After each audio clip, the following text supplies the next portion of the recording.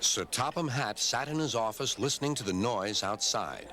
The passengers were angry. The station master came in. "There's trouble in the shed, sir. Henry is sulking. There's no train, and the passengers are saying this is a bad railway." "Indeed," said Sir Topham Hatt. "We cannot allow that." He found Gordon, James, and Henry looking very cross. "Come along, Henry. It's time your train was ready." "Henry's not going," said Gordon. "We won't shunt like little tank engines. That was Thomas's job. We're important tender engines. You fetch our coaches and we will pull them. Tender engines don't shunt."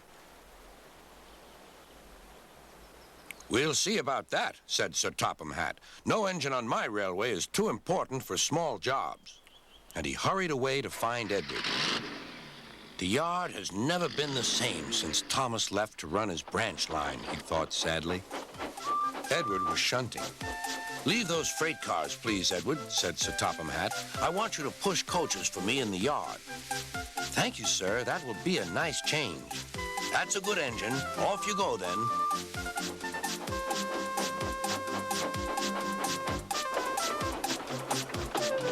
So Edward found coaches for the 3 engines, and that day the trains ran as usual.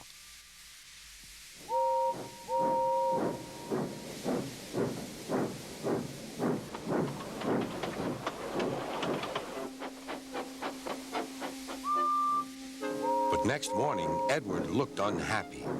Gordon came clanking past, hissing rudely. "Bless me," said Sir Topham Hatt. "What a noise!"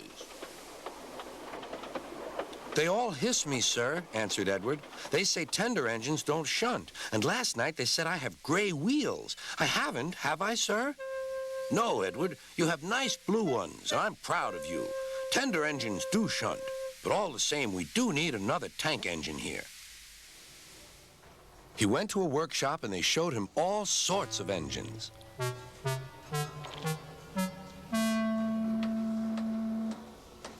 At last he saw a smart little green engine with 4 wheels.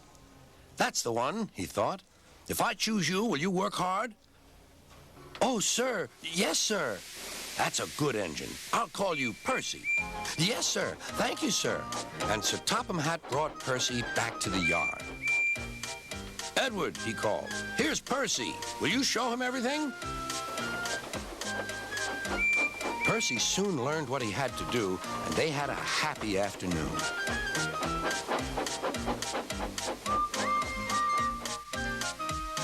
Then Henry came by, hissing as usual. "Whoosh!" went Percy. Henry jumped and ran back to the shed. "How beautifully you wheeshed him," laughed Edward. "I can't wheesh like that." "Oh," said Percy, "that's nothing. You should hear them in the workshop. You have to wheesh loudly to make yourself heard."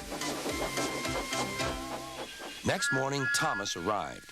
"Sir Topham Hatt sent for me. I expect he wants help," he said to Edward. "Shh, shh, here he comes," replied Edward. "Well done, Thomas. You've been quick. Listen, Henry, Gordon, and James are sulking. They say they won't shunt like little tank engines. So I have shut them up, and I want you both to run the line for a while." "Little tank engines indeed," snorted Thomas. "We'll show them." "And Percy will help too." "Oh, sir. Yes, sir. Please, sir," answered Percy. Edward and Thomas worked the main line, greeting each other as they passed by. Percy puffed along the branch line. Thomas was anxious about Annie and Clarabelle, but both driver and conductor promised to take care of them. There were fewer trains, but the passengers didn't mind.